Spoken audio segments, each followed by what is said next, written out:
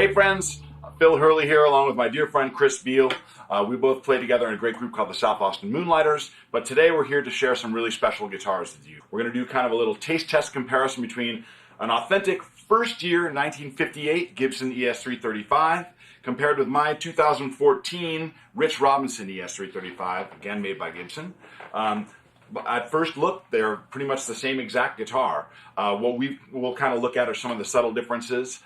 In the first year when they made this in '58, you had the original PAF pickups that are very sought after, that we were both excited to finally get a chance to plug in. An unbound neck with the cool Kluson tuning pegs. These, I love the original kind of little plastic strap buttons. Everything on this guitar, except for one little string saddle, appears to be exactly as it came from the factory. And this one's been a joy to put through its paces. Man, the sunburst is beautiful. It's a perfect sunburst.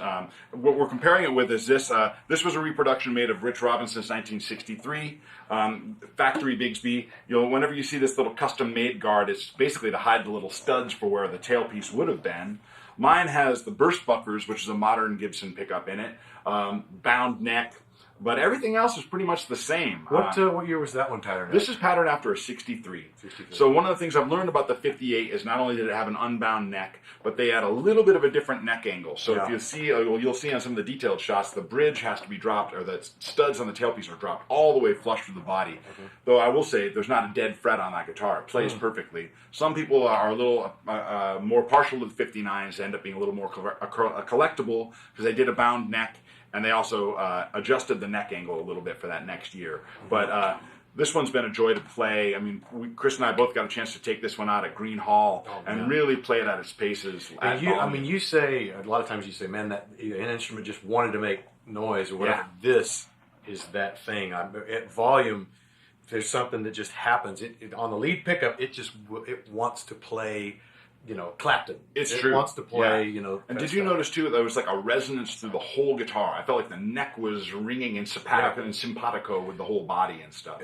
I think a lot of those old Gibsons are that way. I think that's true. Yeah. So if you don't know this about the 335, this was introduced in '58, and it was the beginning of this whole idea of a semi-hollow body guitar. It has a center block. But they have been in production ever since 1958. It's been one of Gibson's most popular guitars because it's incredibly versatile. You hear dudes playing country, jazz, rock, fusion, funk, anything. It's a wildly versatile guitar, and I think that's lent a lot to its continued popularity. One of the things I was curious to hear was, this is my number one, and I've fallen totally in love with this guitar. I was really curious to hear how my burst buckers, which I love, would compare to the fabled PAFs. And I find there are pluses and minuses. There are things about both of them that I really love. But I find my burst buckers hit a little harder. They're a little more aggressive right off the bat.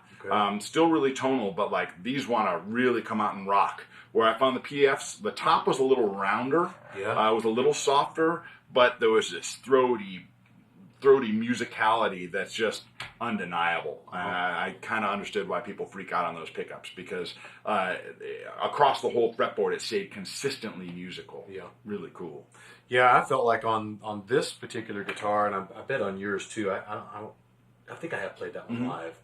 But yeah, you know, when you move up the neck, a lot of times it'll choke down a little bit. You don't quite get the resonance out of not this one. Not on that one. This one, man, you're up in here. You're in a sweet spot. It's true. It's fine. No problem at all. I was blown away. I play a lot of slide, and this guitar has really taught me to play slide because it's got kind of a big wide neck, but that guitar is just aching to play slide. It gets really lyrical and very, very human voice like. I was pretty blown away.